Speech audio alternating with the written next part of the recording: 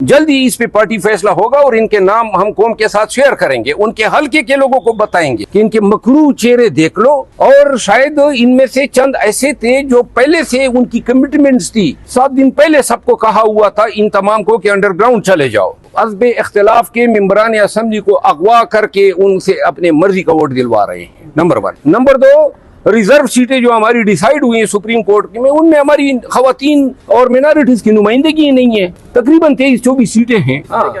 اس پہ میں بات کرنا بھول گیا۔ دیکھیے یہ کس طرح کی کنسٹیٹیوشن امینڈمنٹ ہے، 7 ہمارے ایم این اے اغوا کیے ہوئے ہیں، پنجاب ہاؤس میں رکھے ہیں، اور ہمارے 2 ایم این اے ایسے ہیں جو بیرون ملک تھے اور ہم نے ان کو کہا کہ مت آؤ، اور یہ پھر بھی آئے۔ جلد ہی اس پہ پارٹی فیصلہ ہوگا اور ان کے نام ہم قوم کے ساتھ شیئر کریں گے، ان کے حلقے کے لوگوں کو بتائیں گے کہ ان کے مکروہ چہرے دیکھ لو، اور شاید ان میں سے چند ایسے تھے جو پہلے سے ان کی کمٹمنٹس تھی تو بیرون ملک سے بھی آ گئے، اور ہم نے یعنی عمر ایوب خان نے 7 دن پہلے سب کو کہا ہوا تھا ان تمام کو کہ انڈر گراؤنڈ چلے جاؤ، لیکن میرا خیال ہے کہ والہانہ پن تھا، لگاؤ تھا ان کا کہ وہ آئے، ہمارے ساتھ رابطہ نہیں کر رہے ہیں لیکن ان کے گود میں بیٹھے ہوئے ہیں۔ اور یہ آئینی ترمیم 3 چیزوں پہ اگر یہ اس انداز میں لاتے تو وائڈ ایشو ہوتی۔ نمبر 1 کہ آپ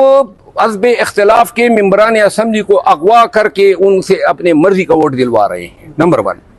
نمبر 2، ریزرو سیٹیں جو ہماری ڈیسائیڈ ہوئی ہیں سپریم کورٹ میں، ان میں ہماری خواتین اور مینارٹیز کی نمائندگی نہیں ہے، تقریباً 23-24 سیٹیں ہیں، اور پھر کے پی سے 11 سینیٹر ابھی تک الیکٹ ہی نہیں ہوئے ہیں، تو لہذا ایوان پارلیمان ابھی تک انکمپلیٹ ہے۔ جب تک ان تمام طبقات کو نمائندگی نہ ہو اور یہ اپنی نمائندگی کے مطابق حق رائے دہی استعمال نہ کریں، کس قسم کی ترمیم جو ہیں وہ آپ کہہ سکتے ہیں کہ یہ لائی گئی۔ اور سب سے اہم بات، فارم 47 پہ جو لوگ منتخب ہو کر آئے ہیں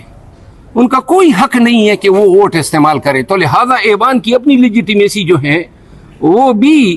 جب یہ ٹریبیونل ڈیسائیڈ کر دیں کہ واقعی یہ صحیح منتخب ہو کے آئے ہیں تو تبھی شاید یہ کانسٹیٹیوشنلی امینڈمنٹ کی بات کر سکتے ہیں۔